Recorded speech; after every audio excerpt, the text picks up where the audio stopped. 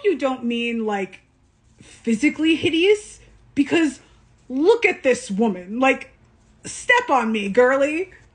That being said, though, like, it's very weird to me that people talk about the Rings of Power script being bad. And, like, I'm not saying it's, like, Breaking Bad good, but it's not bad, you know? Like, it's definitely enjoyable to watch if you're open-minded enough for it. And more importantly, I think it's doing interesting things with the material thematically that are following through, especially in season 2. For one, I think that the Rings of Power is doing something really cool when it comes to depicting the nature of abusive relationships, because the dynamic between Annatar and Celebrimbor is truly disturbing to watch. And also seeing Celebrimbor deteriorate from the way that Annatar is treating him and from the constant mind games that are being played on him, it is truly heart-wrenching, and it's really realistic when it comes to how being gaslit all the time feels. And that theme is really consistent with some of the stuff that already exists in Tolkien's work, like the story of Eöl the Dark Elf and a Redhell. That is textbook abusive relationship, and I feel like nobody talks about that enough.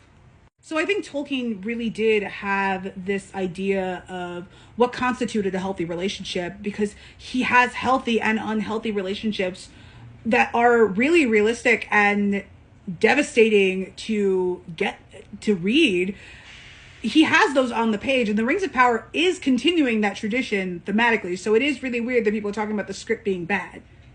There's also the element of the Rings of Power in that clearly the audience is not nitpicking Tolkien purists.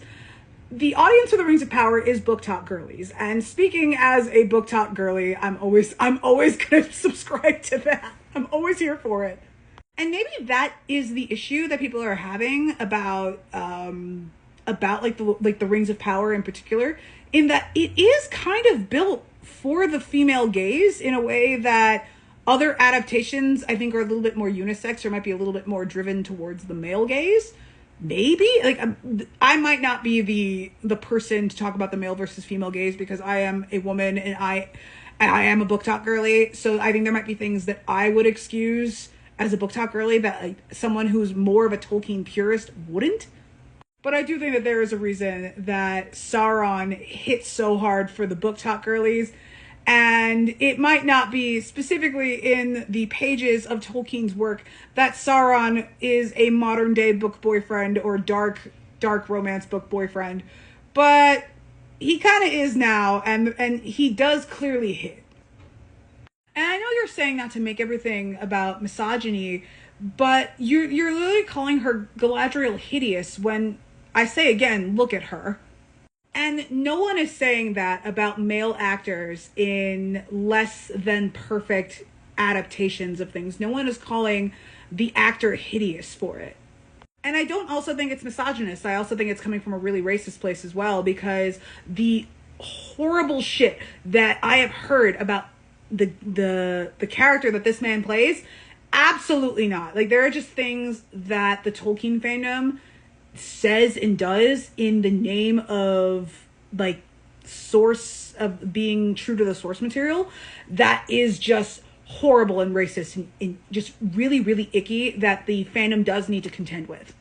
But even if it isn't racism and misogyny and the isms, which it is, but let's say that it isn't, even then you have to admit that the script is doing interesting things thematically, and it doesn't have to be like the highest form of art in order to be good television.